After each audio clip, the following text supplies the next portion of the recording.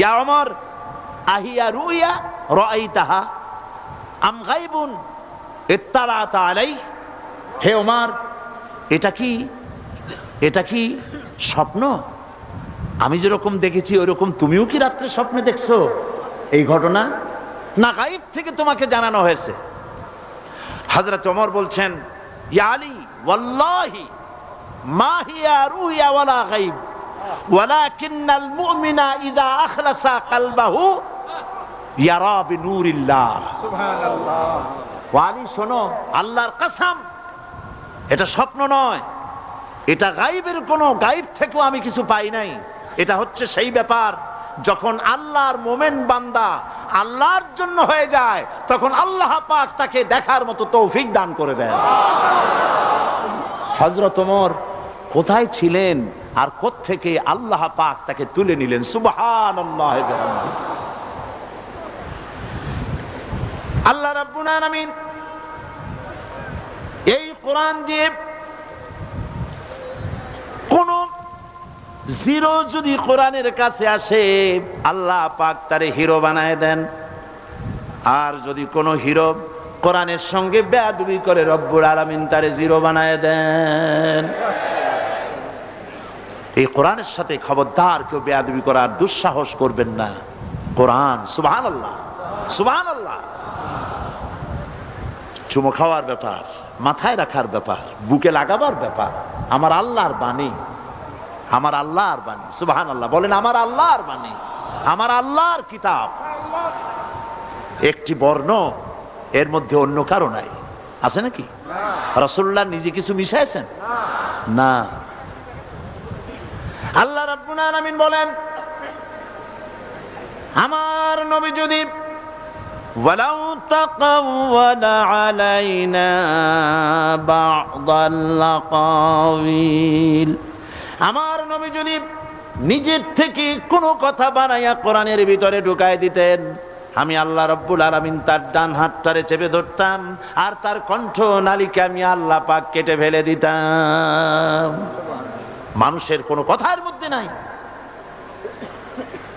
অবিকল। রাসূলের কাছে যেমন আসছে, আমাদের কাছে অবিকল সেরকম আছে। সুবহানাল্লাহ। কতদিন থাকবে? ইলা ইয়াউমিল কিয়ামা। কতদিন থাকবে? কিয়ামত পর্যন্ত। আমাদের মধ্যে কিছু ভাইরা আছেন যারা বোঝেন না বলে বলেন যে কোরআন এটা আলেম ওলামাদের ব্যাপার, এটা আমরা সাধারণ পাবলিক এগুলা বুঝবো না। সুতরাং আসো, মুরব্বীরা কি কয়, অন্যরা কি বলে, এগুলি হাদিস আলোচনা করি, অমুক সেইটা বলি। কোরআন সাধারণ মানুষের বোঝার ব্যাপার না। এরকম বলা হয় কিনা বলুন? বলা হয় কিনা?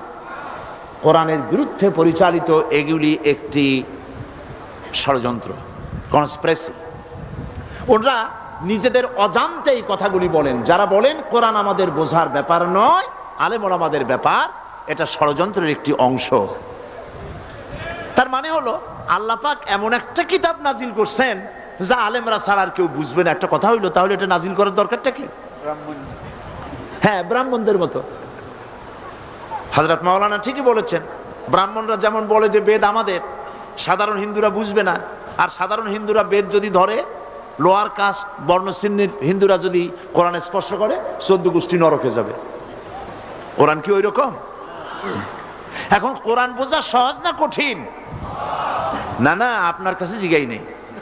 কোরআন শোনা বোঝা সহজ না কঠিন? আসেন না আল্লাহরে জিজ্ঞেস করি, আল্লাহ তোমার কোরআন বোঝা সহজ না কঠিন? দেখেন আল্লাহ কি জবাব দেন। আল্লাহ রাব্বুল আলামিন সওয়ালে মুকদ্দারের জবাব দিয়েছেন। প্রশ্ন করার আগেই জবাব সেরে দিয়েছেন। শোনো দুনিয়ার মানুষ, ওয়ালাকাদ ইয়াসসারনাল কুরআনা লিযিকর ফাহাল মিন মুদ্দাকির। কোরআন শরীফকে আমি আল্লাহ রাব্বুল আলামিন মানুষের জন্য, বোঝার জন্য আর মুখস্থ করার জন্য সহজ করে দিয়েছি। এটা বোঝা যেমন সহজ, মুখস্থ করাও তেমনি সহজ। কে করে দিয়েছেন? সবাই বলেন, কে করেছেন?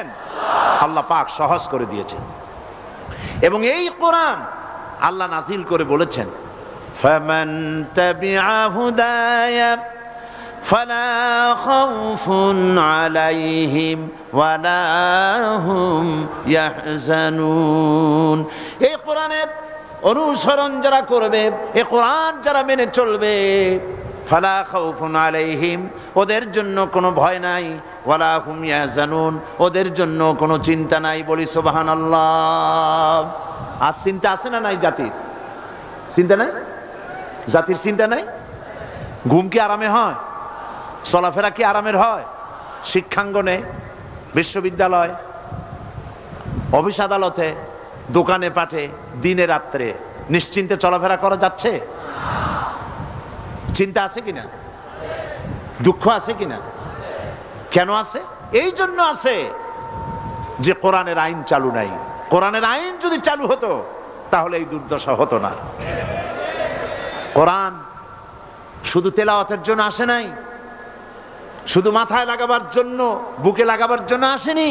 কোরআন এসেছে কায়েম হওয়ার জন্য, প্রতিষ্ঠিত হওয়ার জন্য, সংবিধান হিসাবে এটাকে গ্রহণ করার জন্য কোরআন এসেছে। আল্লাহর নবী বলেছেন, এই কোরআন যখন আমি জেনেদের সামনে তেলাওয়াত করেছি, জেনেরা তখন এই কথা না বলে পারে নাই, ইন্না সামি'না কুরআনান আজাবা, আমরা এক আশ্চর্য ধরনের কোরআন শুনেছি। ইয়াহদি ইলার রুশদ, যে কোরআন এর শ্রোতা, যে শোনে বা তেলাওয়াত করে, কোরআন তাকে হেদায়েতের রাস্তা দেখায়, সোজা রাস্তা বলে দেয়। সুবহানাল্লাহ।